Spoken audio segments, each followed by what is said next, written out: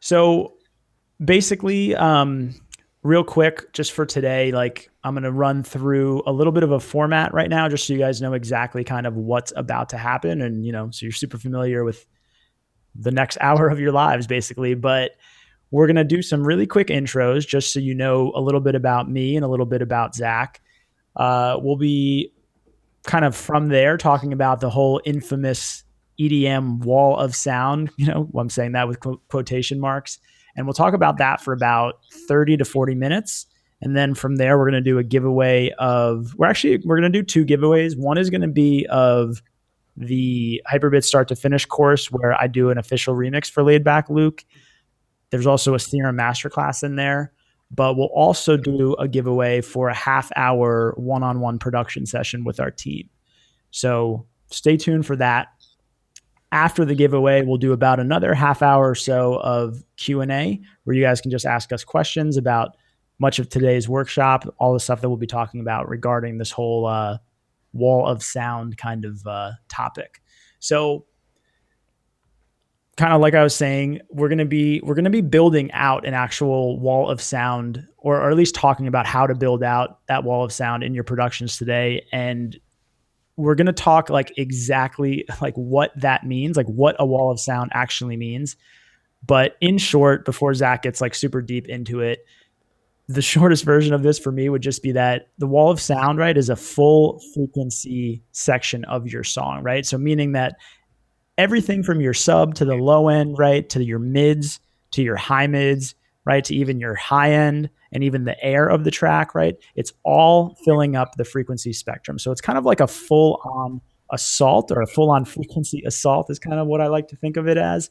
A lot of times, right, I think maybe non-musical people might refer to it as like a hands-up moment, or they might even refer to it as a drop, right? But since we're cool, right, and we're producers here, I'm calling it a full frequency assault. But I actually remember that when I had started doing some work for Island Records, this is back in like 2013 or 2014, they were thinking about signing this track by John Martin. I don't know how many of you guys remember John Martin, right? But he's the singer from a lot of the Swedish House Mafia tracks. And he had this single which was produced out of Axwell's production camp. And basically, I got sent these stems to kind of try, like, create like a slightly more radio version of this more clubby track. And once I had these stems, like, I couldn't believe literally how many kind of hidden layers there were. Like, just how many hidden layers were being used to create these full on frequency sections. I mean, like, no joke, there was 3 bass layers. There was probably 4 to 5 chord layers. There's vocals in and all of that. There was probably another like 4 percussion layers, another 3 cymbal layers, right? And they were all working very, very beautifully with each other. And the song kind of just sounded like the opposite, right, of sounding dull and dead, which is something that I know I struggled a lot with kind of when I was getting started. It just sounded alive. It sounded super exciting and had all this energy. It actually sounded kind of amplified, which I don't know if any of you guys ever do that when you're kind of referencing or comparing your music to like the guys that you look up to the most. But I always felt that my stuff kind of sounded like the opposite of amplified, right? It just kind of sounded a little flat and kind of dead compared to some of the other things or some of the other producers that I listen to. And the reason I'm kind of talking about all this is because that day when I ripped apart those stems and really dug into them, like, I learned a shitload right off the bat about just what it takes to actually build out the wall of sound that we're going to be talking about today. And literally, I think like a lot of my pursuits surrounding the wall of sound kind of stemmed, or at least initially, from that one project file. Since then, I've revised these strategies and techniques like literally 100 times over. But I think it's worth noting here that is the important thing. Like, there are strategies to achieve this stuff. And yes, there's like, some experimentation always to kind of achieve a different vibe or a different effect or a different sound, whatever it is that you're creating in your music. But you really can break this stuff down. And a lot of these big production moments at least start to kind of approach this stuff with like a real strategy in place, so you don't just sit around wasting time, right? Or sitting around like experimenting too much. There's definitely some time that should be set aside for your productions for pure experimentations, but if you've never achieved that full frequency assault or full frequency spectrum of the wall of sound and loved what you've created, then we need to kind of get you up to speed there. And then after that, you can start to experiment all you want. So that's what we're going to be talking about today. Basically, super quick to introduce myself. Like, my name is Sarek, right? I produce under the name Hyperbits, and I had a side project called the Rooftop Boys for a little bit. Basically, I've been living in San Diego these days. I lived in New York for pretty much my whole life, but under that Hyperbits and Rooftop Boys project, I've done official remixes for Beyonce, for Tove Lo, for Nick Jonas, for Laidback Luke, a bunch of other artists like Sin Cole, Felix Jahan, or Jane. I still will never know how to pronounce that. I've also signed some originals and remixes to pretty much every major label at this point. So like the label I was just talking about, Island Records, which is a subsidiary of Universal, Sony Music, Ultra, EMI, and Virgin, bunch of other labels, and across all the various kind of, I guess, big platforms these days, which is really Spotify, YouTube, and SoundCloud. I've had over 20 million streams of my music. I also spend a lot of my time teaching music production. I started an online school called the Hyperbits Master Class, which we'll be talking a little bit about later. And just between all those things, right, being an artist, teaching, and doing some engineering work in one way or another, I've been a part of over 15 Hype Machine #1 records. So really quick, you're going to be hearing a lot from Zach today. And Zach was actually originally a student of the masterclass, but now he's a co-instructor and really just doing a lot of dope stuff as the producer, or I guess one half behind Science. He's done, or at least signed, record deals with Universal and Sony, but he's licensed a lot of his music to kind of some really big, like huge mega brands, kind of like, your Netflixes, MTV, Toyota. He won the Autograph and Steve Void remix competition a few months back. He's already got over 10 million streams across his of his music across various streaming platforms. And in reality, like he's just getting going. Like he's really only been releasing music for a little bit over a year and a half or so. So I guess he's just off to a hell of a start, way better of a start than I ever was a year and a half in. But like I said, he's a masterclass co-instructor, and he's really in charge of keeping our content like super, super up to date. He's also our Ableton Live expert within the masterclass, because I think a lot of you guys know I'm mostly in Logic. So he's just always there to kind of clarify anything that might not make sense in another DAW. But anyway, just have to say that beyond all of Zach's kind of recent accomplishments, he's a really smart dude. He was an aerospace engineering major in college. And we've got him here today to kind of dig into this topic of the wall of sound. So, cool. Zach, if you're ready to go, I'll let me just double check. Okay, cool. And then I just want to make sure, can people still hear this? Favorite classic bedtime. Do we get a yes in the chat?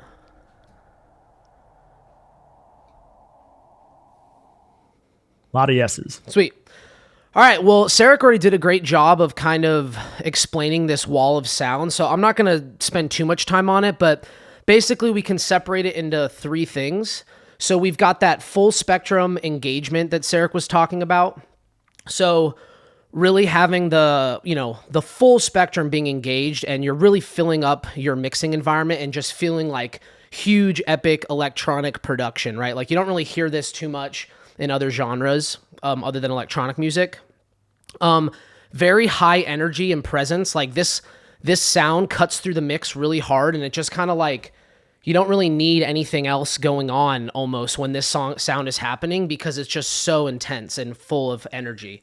And then usually it's a very strong harmonic foundation. Usually this sound consists of your chord progression, whatever that is, and the harmony section of your track, because that's sort of the easiest way to make the wall of sound, is to combine, bass, lead, and chords to really make this full energetic like drop sound. And future bass like comes to mind as a genre where this is huge, right? Like those big chord sounds, the cool wobbles. But I mean, it's in pretty much everything. Like you could find examples of this in like dubstep, bass house, like just any type of music where a chord progression can exist and, you know, the drop consists of a cool chord progression with rhythm. You can really find this like wall of sound. So that's what we're going to be diving into, trying to figure out exactly how to go about making it and the best strategies.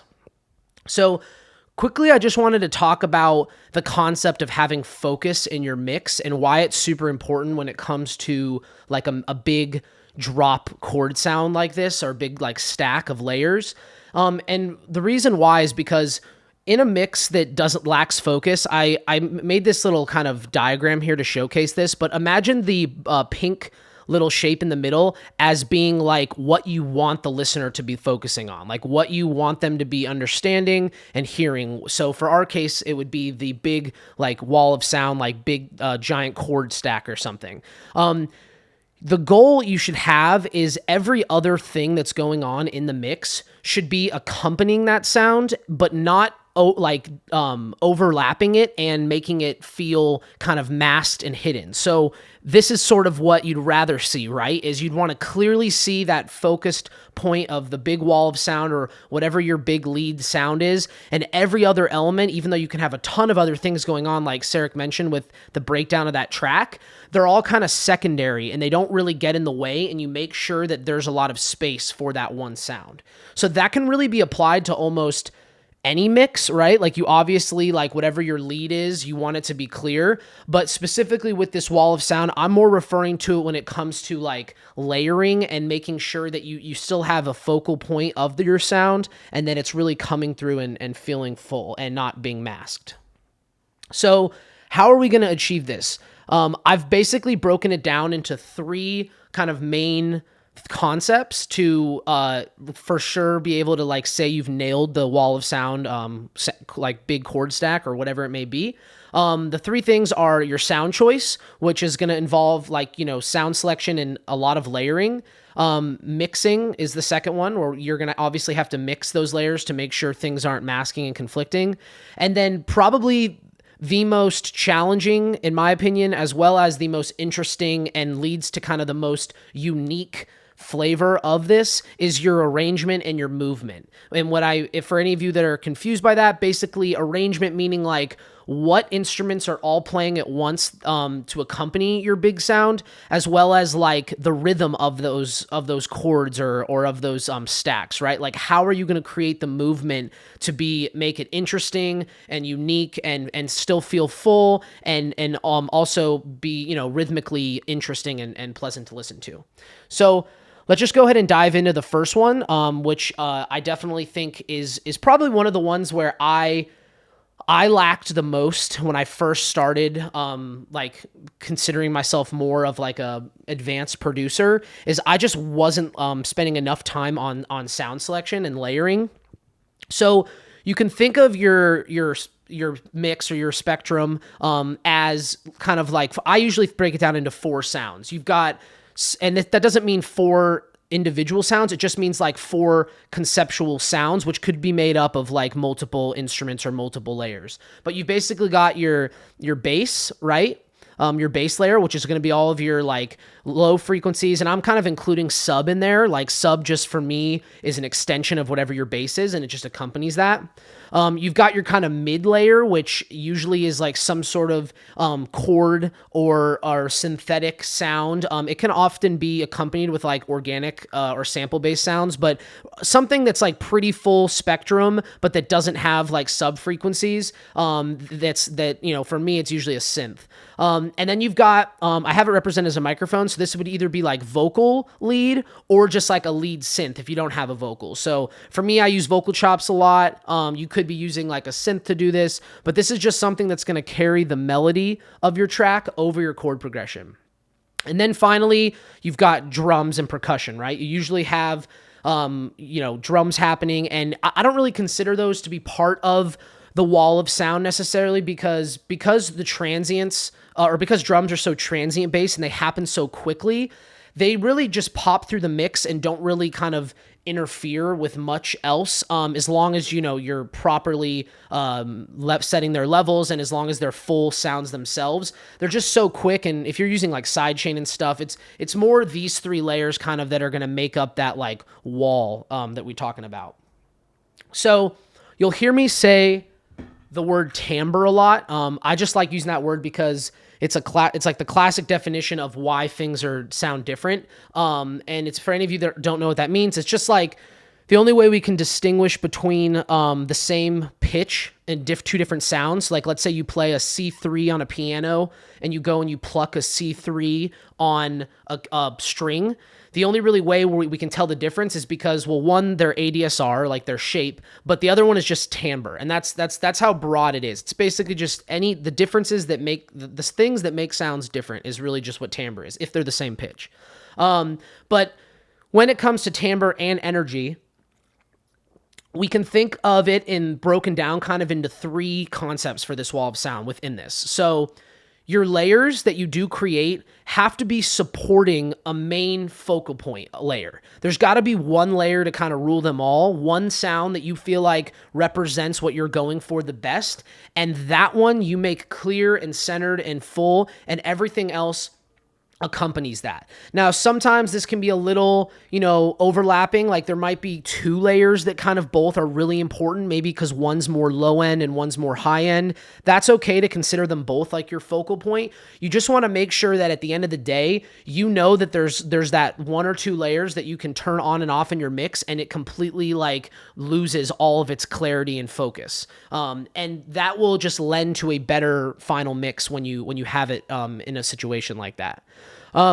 When it comes to these main layers, definitely avoid over detuning, because I remember when I first started making kind of big chord sounds, I thought, like detune and unison, like this is what makes those big sounds, because it kind of sounds cool when you turn it on first. But in reality, the cleaner your layers are, the better they'll like pop through the mix. And detuned layers really just work well as accompaniment layers and layers that are kind of quieter, because they just sort of fill out the spectrum, but they're not that clean. Now, all of this is dictated by the genre of music you make, as well as the mood you're going for. So obviously, like if you're making like a laid back track that isn't that intense, you're probably not going to have like big saw stacks, like being this huge, powerful like chord sound. So it really does depend on your genre. But for the example I'm going to show, it's pretty like, pop future bass type example, and it's just going to be really big and full. But you can apply this same technique and all of these same concepts to really making any sort of genre's worth of wall of sound chords. Now, this is not a layering webinar, so we're not going to get too in depth with layering, and that's definitely something we focus on a lot in the masterclass. But just some little things just to kind of get you up to speed quickly. Layering is really just all about differences. When you put two sounds together that are kind of doing the same thing, let's say they're both playing a chord, the same chord, the only way you can make them sound good is if they sound together, and bigger is if they sound different. If they sound the exact same, if you just stack the same sound on top of one another, for one, it can lead to a lot of issues. Like it could make things phase and stuff like that. But it can also just sort of not really achieve more fullness. It just kind of makes it feel louder, and you just end up having to turn it down. It doesn't actually feel like bigger. So making sure that things are different is huge. As well as alongside that, my kind of general rule of thumb is pretty much just to layer till it sounds worse. And Sarek sort of mentioned this earlier with how there were so many layers in that song that he opened up. And I've often found myself in situations where any given sound could be upwards of like 6 or 7 layers. And if you consider like bass, chords, lead as all layers, you add all those up, and all of a sudden you've got like, almost like 15 layers going on all at once, potentially. Now, I will say that as of later, when you get more comfortable with sound design and actual like layer selection, you don't need to use as many as you'd think. There's still definitely a sweet spot. I mean, I'm thinking anywhere from like 3 to 7 kind of feels like the range that most good sounds and most good mixes will have. But, it's definitely more than 1. So if you're not someone who layers, it's definitely something you need to get into. And then lastly, I just, again, like to break this down sort of into bass, chord, and lead. If I'm making these stacks, I want to make sure that I'm clearly, consciously thinking about what's my bass frequencies, what are they doing, what's my chord sound doing, and what's my lead doing. And when you add all those up, that's when you get that fullness and that energy. So I like to break it down a little bit further.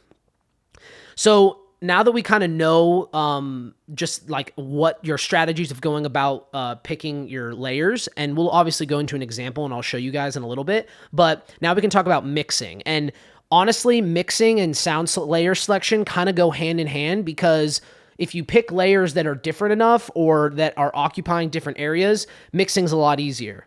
Now, I kind of want to just briefly discuss sort of my conceptual notion of the mix. And I'm going to try to be pretty quick here, because we could talk about this all day. And again, we have like, a whole week or multiple weeks on mixing in the masterclass. So, but basically I like to think of this kind of box or cube analogy where you've got, let's say you're here, right? And your speakers your computer screen is this face of the cube right here. So left and right, obviously, is you would satisfy with panning and stereo imaging and things like that, moving things from the left side to the right side and having space in your mix that way.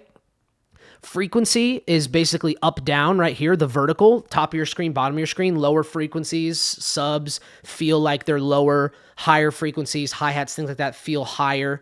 And then volume, right? Depth. If something's really quiet, it feels like it's way further away from you. If something's really loud, it feels like really up front in the mix. Now, this might seem kind of simple, but if you really consciously think about it, this is the ultimate guide to how to make a clean, loud, powerful mix, because you can think of these little cubes within this cube as instruments, right? Or sounds or layers even, and figuring out like where to place those layers in here is really powerful and can really just help make your sound feel huge. So that's kind of like the main idea that's always in the back of my mind when it comes to mixing. But in practical use, fill up that cube. Like use your layers and think about consciously where that layer is sitting. If you have to take a layer, make it mono, and then then move it around in order to place it somewhere, you can totally do that. Like that's definitely something that is a valid way to make space in your mix. Usually with kind of big synths like Serum and Massive and stuff, everything's so stereo and so like big sounding already. It can get really cluttered really fast if you're not careful with what your layers are doing. So you really just want to take the time to analyze sounds like soloed, and even like take a piece of paper and map out like where the sound is sitting. That can really help if you got a lot going on, help you with placing it and things like that. Now, frequency and stereo placement before EQ. I honestly don't have to do nearly as much EQing anymore, simply because when I choose my layers, I'm making sure that the frequencies that they're filling are different enough to where EQ is sort of just like not that important. Like obviously, you might have to take out sub frequencies of every sound with like a high pass, but as far as like really intense surgical EQ to really make room for all of your layers, I mean, I definitely have examples of doing that, and I will show some in the example, but that ends up being more of kind of like a mid-side thing more than anything, less of like a actual like EQ notching. But being able to consciously place your layers has a huge importance over just having everything randomly there and just kind of hoping to fix problems with just EQing. And then finally, effects, right? Reverbs and delays can sound awesome they make pretty much everything sound better because they put things in a space, but they also blur things that are wrong with sounds, right? Like if you've got a sound that's piercing and harsh, you put reverb on it and all of a sudden it sounds kind of like subdued and soft and kind of clean. So, you might tend to grab and put a lot of reverb on these big sounds, but that's the first way to make them sound kind of weak in the mix, is for them to be really reverbed and delayed and just feel kind of, they're not dry enough, and things need to be dry in order to punch through. So you got to be very careful with reverb and delay. I almost never put reverb on like the main sound unless it's some subtle room reverb that I put on the entire group, and it's literally so subtle that you can barely tell that it's on, and that really helps the sound stick out of the mix as well. So finally, now we've got kind of the big concept of arrangement and movement. Now, I use LFO tool for pretty much every sort of movement based like drop, like big wall of sound, like chord sound, mainly because I'm just really comfortable with it. I love the customization of it. It has really cool filtering. I'll get into that in a sec. Experimenting with audio, I'm basically saying how you should, you work with audio instead of MIDI and experiment with your samples. Accompaniment layers, be unique. Think about unique ways to accompany your sound. I'll just kind of go into each one a little bit more now. So you can see in the background here, I have LFO tool. What's really cool about it is it's the same company that makes Serum, X for Records, and the customization of your, the shaping of your sound is almost, like limitless. You can create as many little nodes and changes, and it's very time based, so you can really nail rhythms and get your chord stacks to all move in the exact same way. And you'll see kind of in the next example, I actually don't use LFO tool in that example because the rhythm is so simple. I just use kickstart, but that's basically the same thing. And it's you can essentially think of it as like side chain, right? You're side chaining in order to create movement, and that's probably the most common way I hear these big sounds being created. It also makes it easy when you've got a ton of stacks, a ton of layers, to just put one LFO tool or one volume shaper or one kickstart on a group and have all the layers move all at once. And that can really make them feel cohesive and like in full.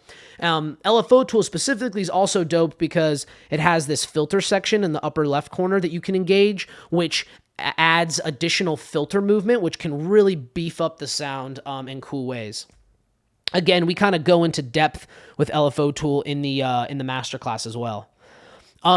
I actually more recently bought this plugin called Glitch 2 by Illformed, and it's essentially like a time-based, beat and division-based effects plugin. It's very similar to this plugin that I used to have years ago called Effectrix. I don't know if any of you ever use that, but basically you've got all of these random types of effects like distortion, time stretching, tape stop, lo-fi, and you can, what I do is I literally just figure out a beats and divisions. So like, let's say these are quarter notes. So every quarter note it's cycling through, and you just turn on and off different effects, and you can customize them, and you can even randomize it. So I often just press the random button and then resample that a bunch of times. And then I can go through all those resampled pieces of audio and find ones that are cool. And I use them as interesting, like variations in the sound, or like weird sources of movement that I wouldn't otherwise have.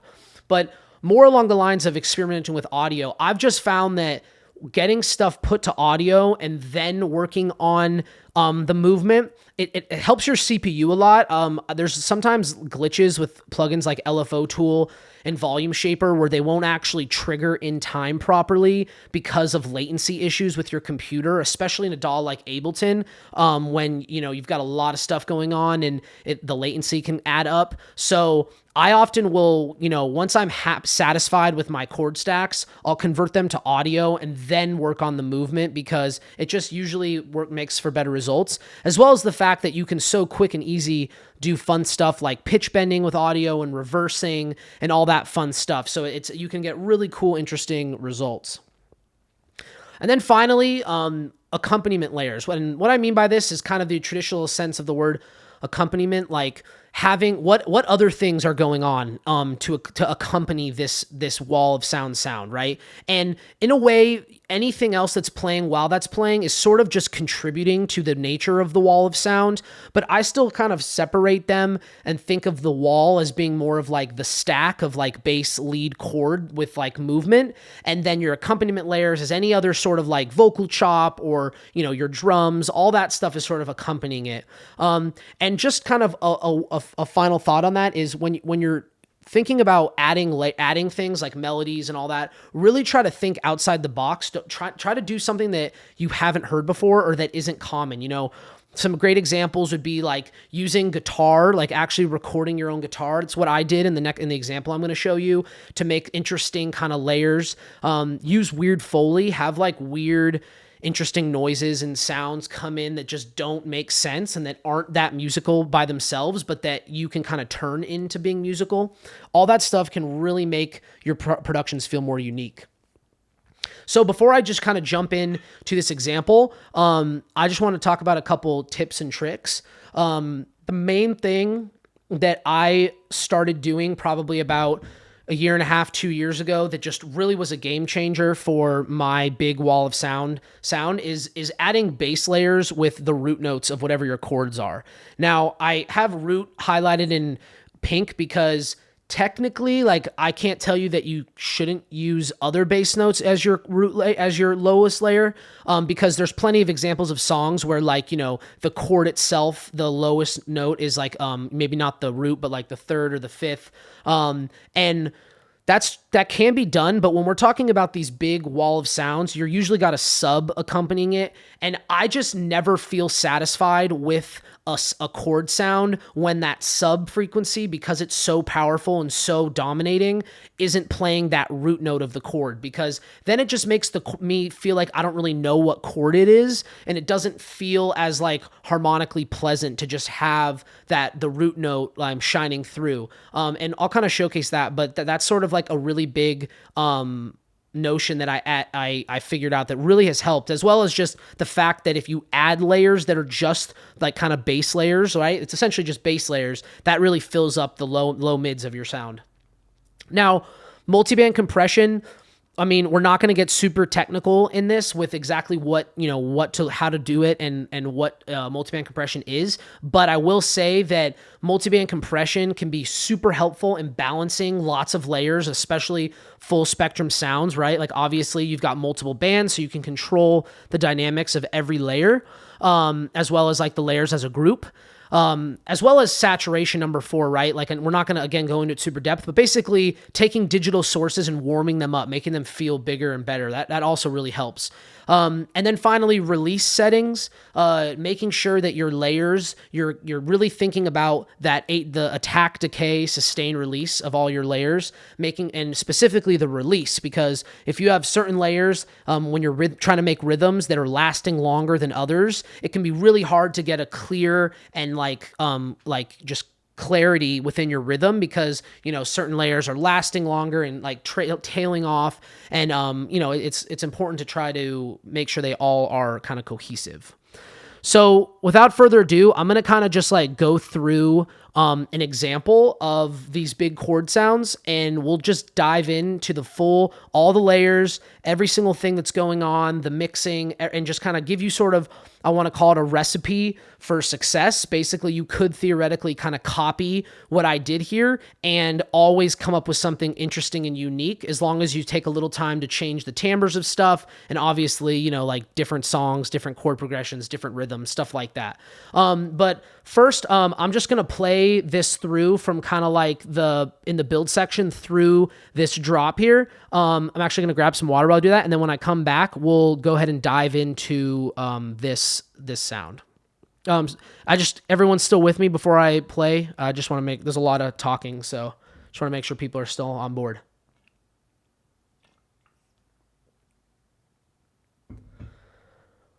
How we looking, Sarek? Looking good, man. All right, cool. So for anyone who keeps raising their hand or whatever using that feature, just hold tight. We have a whole Q&A section at the end of this workshop, so we can, like, you know, answer all your questions. And I would actually, you know, as Zach is basically giving amazing, you know, bits of information, like, take notes and like hold on to those questions, and then we can, like, that's the whole point of this, is to kind of like get to those Q&A questions at the end. But for now, just hold tight, write them down, and we'll definitely get to them eventually. Sweet. All right, well, I'm gonna go ahead and play this.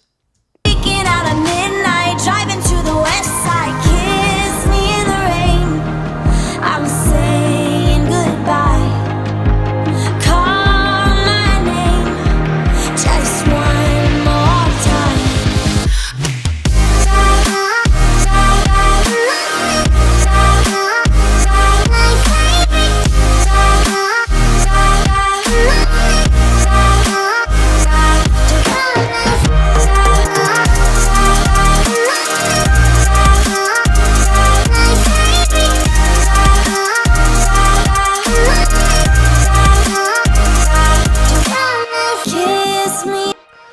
Cool. So definitely just really full, high energy. There's a ton of crap going on. So let's just dive in to this sound. Now, the majority of this sort of what I would consider the quote unquote wall of sound is this drop 2 group right here.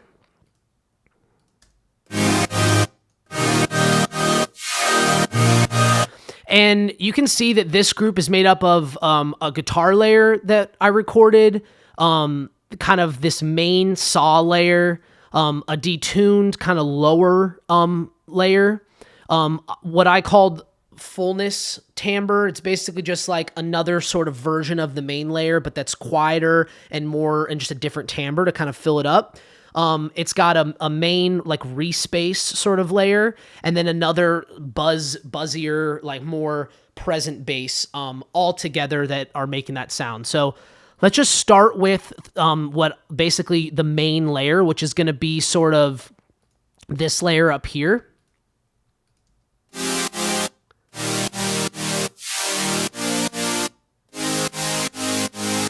So that would be back when I like first started trying to make songs. I would think that was the sound. I would think like, okay, like what are people doing to process this to make it sound like what I hear in really dope tracks?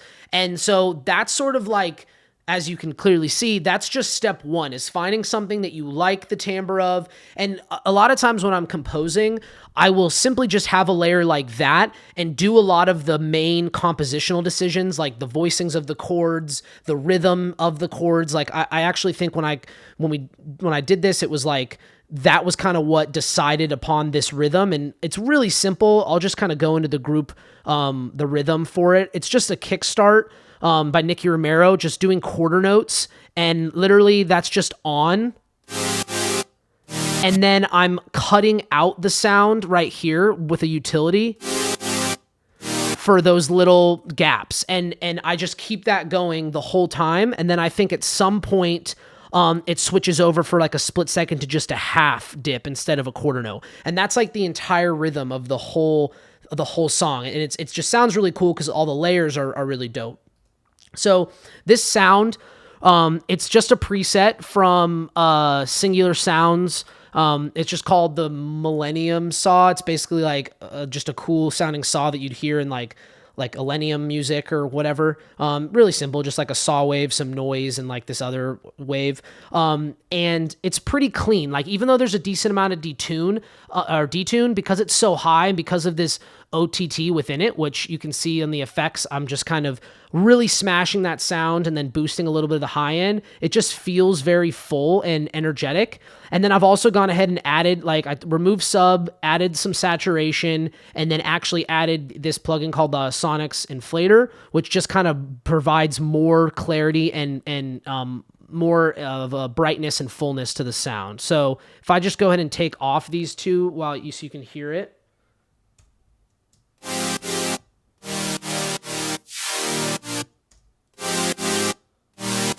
So, subtle, but definitely a little fuller. So once I had that layer, then it was time to just layer it with other things that are going to accompany it, and that are different timbres and different fullness, different, parts of the spectrum or the image to really fill it out. So now I've got this detuned lower layer. So still very similar, but you can definitely tell that this one's much more brighter, and this one kind of is a little more detuned and a little lower. So together,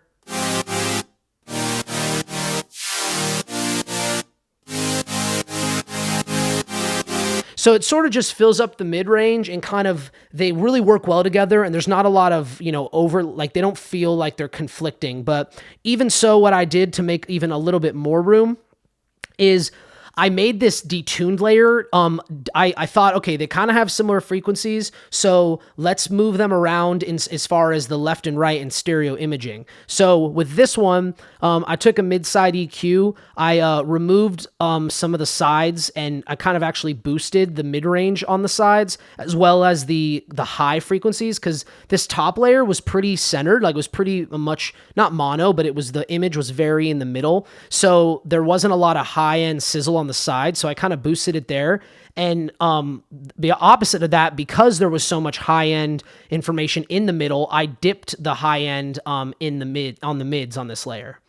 And then I also used an ozone stereo imager to just really dramatically widen and fill up this sound.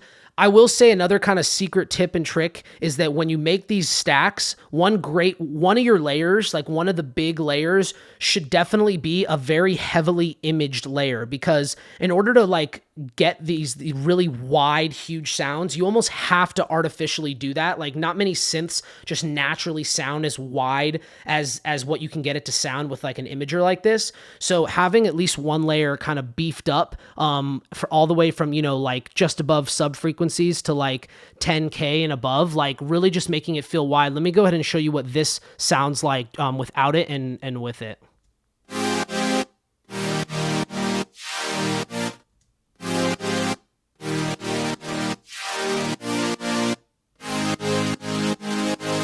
So that really helps to like bring out that sound and make it feel full. Now this other layer here, the kind of fullness timbre layer, again, just another kind of random preset that I tweaked, and it just sort of has a completely different flavor, and it's not as like saw and full, and it's more kind of like trashy and distorted. It kind of has that square wave feel to it, which also is a really nice thing to layer with saws, is like square waves, because they really help fill up the sound. And it's got, I've just done some mid dipping, and there was kind of a nasty frequency up here, so I got rid of that. And then we've got like a bass layer, which again is the root notes of the MIDI. You can see that it's just those notes, and basically it's just a respace with some distortion, some like kind of enhancement, some multiband compression to kind of flatten it out. I removed the sub frequencies, saturated it a little bit more, removed more frequencies, and all that together is this sound, which is that nice, warm, kind of brassy, Reese sound, which really helps fill in the low end. If I go ahead and solo these and just add that back into it, so without that.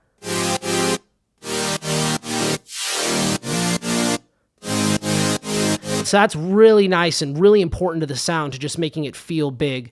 And then finally, just one more bass layer, has a little bit more high end in this layer. Again, I actually think it's just like, it's like a preset that I tweaked a little bit, but it sort of just fills up kind of the noise of the bass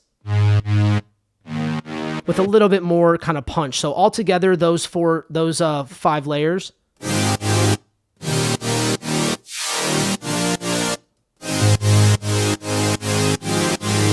And then from there, once you got that sounding good, now that whole accompaniment thing I was talking about, a really crucial sound in this that you might have not even really heard, but now you'll really hear it and how big of a difference, is this guitar I recorded. So basically, if I play it,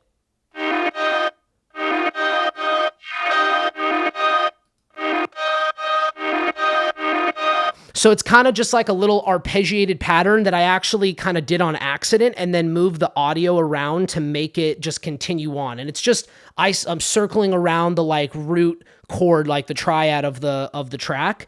I've got some, obviously, like I did direct into my computer, so there's some processing going on. If I turn off kind of like all of that, nothing crazy, just a couple of different types, like guitar rig, some tuning, because my guitar was a little flat, so I just used an auto tune to fix that. I used the new pedal from Ableton, which is pretty cool. It's like just a nice way to make a guitar sound better. Just saturation, some compression, some reverb, removing all that low end crap that I don't need, and then some delays. And all of that together now, like let's go ahead and I'm going to turn on and off this layer, because this accompaniment layer is like really important.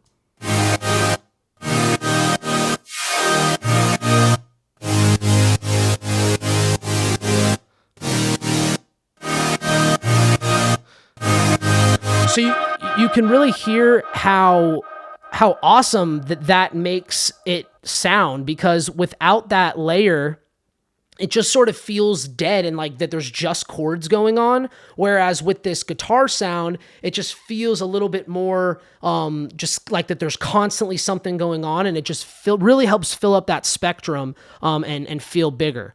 So not to cut you off, Zach, I just want to say that this is part of the reason why this is a perfect example of what I was talking about earlier within this kind of wall of sound, like a little bit of experimentation, how far it can go, right? Like inside of that guitar layer, I feel like I'm hearing just a little bit of feedback. And I don't know if that's like brought about by the saturation or by some of the compression that's going on in there, but it's like a perfect little accident. Like it's just something that, like Zach was saying, I'm sure he recorded something completely different and was able to chop it up into something kind of consistent. And to me, it's a very climactic layer, right? And kind of bridging the whole thing together because it's hovering right around that root note. So it's got that really fulfilling, large vibe to it, which once you've done this once and succeeded at it, right, it's fairly easy to kind of, come up with a formula, I think, in the future to do this stuff over and over again.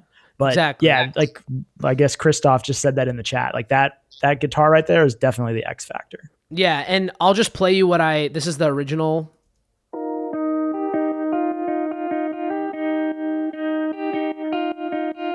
So it was kind of like very like Blink-182 inspired, and it was just like a little like random guitar riff. But I swear it was like I was trying to do that over it, but it like wasn't working. And then I just found like little parts to chop up to sound better. And then obviously like I processed the shit out of them.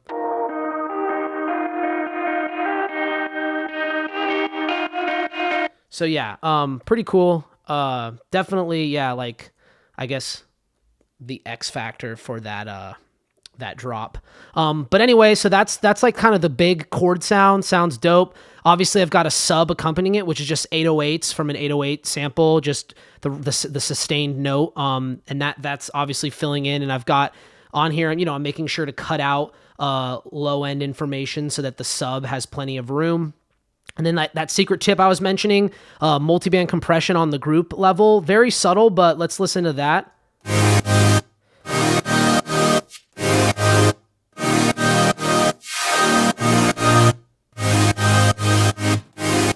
So just really like helps brighten it up, fill it up, and just get a little more, all the layers pushed together so they all kind of feel like they're from the same space. You got the mix in there, and then the sub, and then the only other thing that I have is like my actual lead, which is this vocal chop from the original sound. And I'm not going to get into that.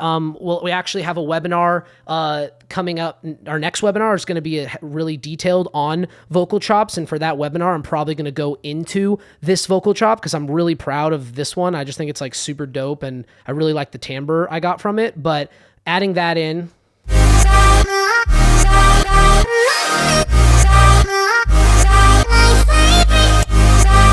So, from there, like once you have that level of like fullness with this wall, right, you've got all this stuff going on, every part of the spectrum's being hit, the layers aren't masking, everything feels big, and you've got a catchy melody and a rhythm and a chord progression, then you just like add drums and you're done, and then do like little effects and little variations and things like that. So again, just one more time, we'll listen through kind of all that stuff.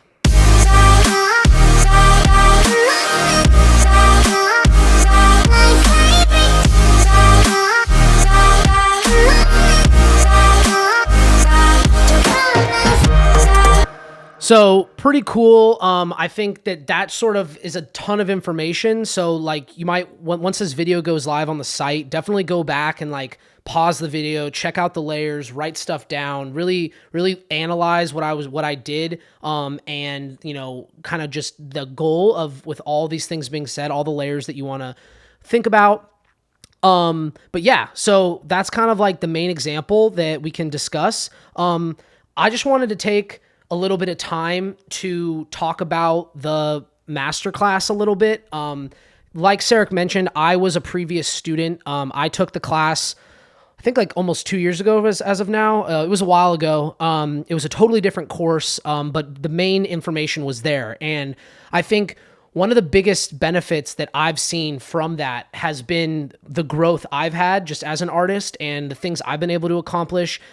Definitely have been able to check box like goals of mine that I've had when I was first learning how to use Ableton in my room in college. Like I've played a major festival. I'm probably playing more major festivals. I have an agent now. I play shows. I'm, meeting tons of other cool producers. There's just lots of cool stuff that didn't start happening really until after I took the masterclass. And like, I don't want to say that the masterclass was the only thing, and it obviously wasn't. Like, being in this industry is really challenging, and you have to have a lot of things going right for you in order to make it. And by no means have I made it yet, right? Like, even though, whatever your definition of that is, I definitely still have a ton of room for growth.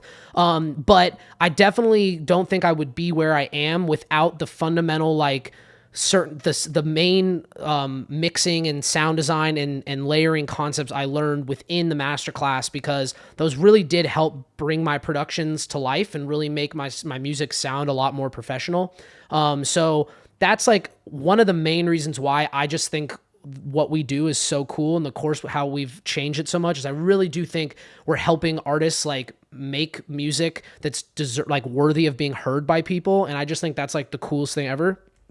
But more of like a kind of a fun side note with that is, because of the quality in the music I've been able to make since then, I've basically been able to pay for the price I paid for the masterclass time and time again with different placements and freelance work. It's like, I never thought I'd say like that I've, done stuff for all of these companies, but I definitely have. And it's been really cool experience. And, just being able to have that on your resume is like saying you got to work with these people, as well as the fact that like, it's a great way to make income. If you're an artist, like, diversify, right? Have different revenue streams. And I learned a lot about that in the masterclass with like the business side of it.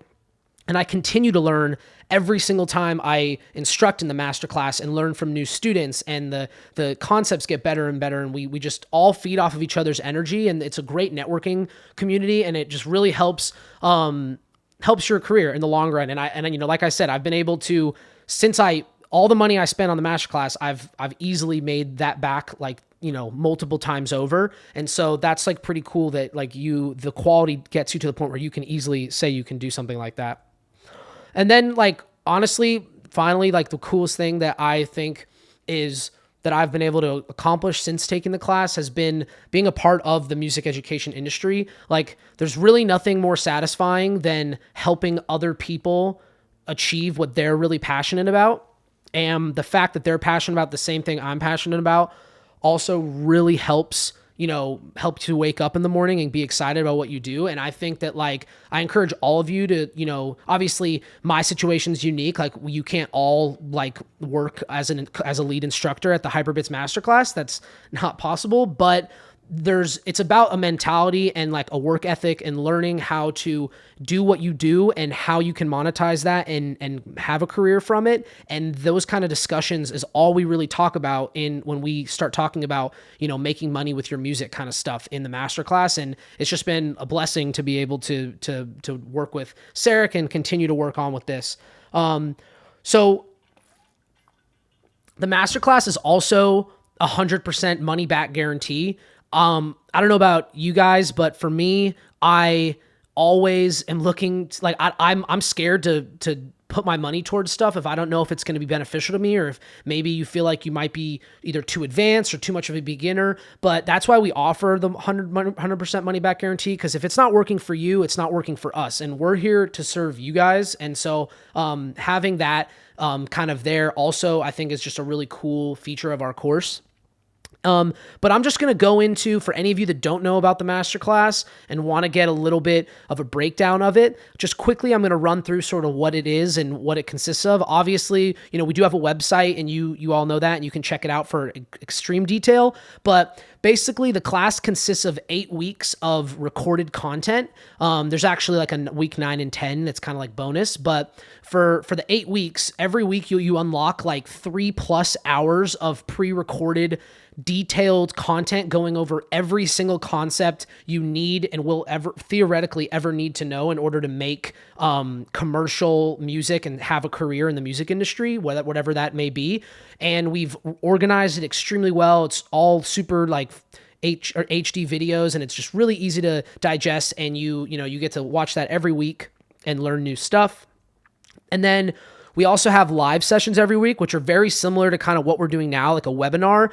We don't just like lecture. It's more of kind of going over the recorded content and showing examples, but it's a classroom environment. So all of you will have access to your microphone and the chat, and you can interrupt us, ask questions. It's the exact same concept as like being in college you're just online instead of in a classroom, and everyone can share their screen, and it's pretty cool.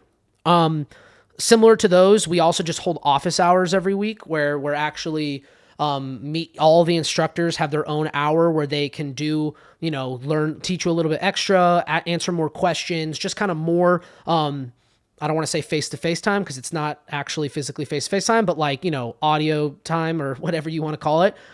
Really cool. So overall, I think, that's like 4+ hours of just live information every week. Then we have a one-on-one that we do at the end of every class. So once the class is over the 8 weeks, we actually will meet with every single student for an hour one-on-one, like a private Zoom session where we can share our screens back and forth. And we basically either, just answer a bunch of questions, or we actually will mix with you one of your songs, or at least the song you've been working on in the masterclass, or however many songs, and help give you feedback and just really help you take it to the next level. We also have a ton of software discounts. So we will actually take software or companies with software will actually give us like 50% off of their bundles, to name a few things like Sound Toys, I believe Isotope. There's a whole list of them on our website, but it's really beneficial. You can like save a lot of money if you're planning on getting plugins. And also, we've got these really, really dope, and we're continuously adding more and more start to finish courses where you can essentially watch me or Sarek or Pete create a song from beginning to end in your DAW, answering, kind of explaining what and why we're doing it while we do it.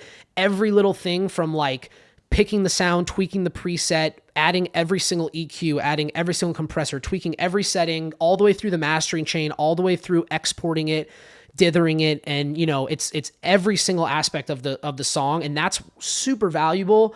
I know, it's a lot of content. Like it takes, it's like 10 hours for every single one, but you can learn so much just from watching one of those. So those I think are really huge that we offer. We also have a really a very just polished Facebook group. We've got a lot of alumni, a lot of people who have taken the class, a lot of successful people who have taken the class who have been able to take their skills that they learn and are using that to have their career right now. So having access to those like other people to help answer questions and to ask, to share things and then to communicate with everyone, it's just a really cool community to be a part of. And we have that alumni community. We also have a group for the actual every session that we run it, so everyone can kind of stay in touch and we communicate with you a lot through there. And then we're not one of those courses that only gives you the content for a certain period of time or like takes the content away from you. You will have access to every single video for your entire life. Like unless, the World War III happens and they get rid of the internet, like you're going to have access to this stuff. We're not going to take it down. And that's like guaranteed by us. And then probably the single-handed coolest thing about it, and what I think is just like should easily help you jump board and if you're trying to take this seriously, is the fact that we give lifetime updates as well. So you take the class, you finish it, 2 years later, we learn about some new way to saturate sounds that's like revolutionary and better than everything else. We make a video and we give you a PDF with updated videos, and you get access to all of the new content.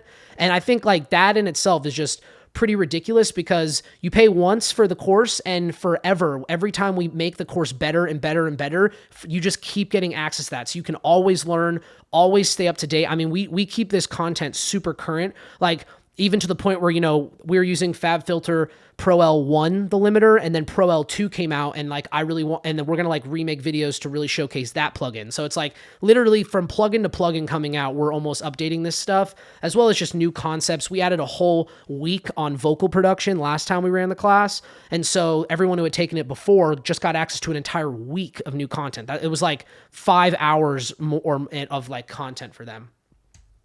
And then there's just a bunch of other random stuff. We really just put all of our, efforts into this course, trying to make it as the best we possibly can. And we really just try to give you all the tools you need. We have production databases of like hundreds and hundreds of hours of videos, just that we've watched and absorbed in our past, that we think are good quality learning tools that aren't just random videos on YouTube that are telling you the wrong thing. We have a lot of stuff to offer, additionally as well. So with all that being said, we want to kind of give you guys that took the time to come to this webinar and to stick around and to watch, a $200 discount to the current price of the masterclass right now. You just type in this word or the wall 2018 and you'll get a $200 discount. And this is going to expire on Monday. So definitely if you're considering the masterclass, really consider it and get this discount, because I promise you it is like so worth it in every way possible. And, as a former student and now as an instructor there, like I can say that it's, one of the, if not the best online, electronic specific music courses, in the internet. So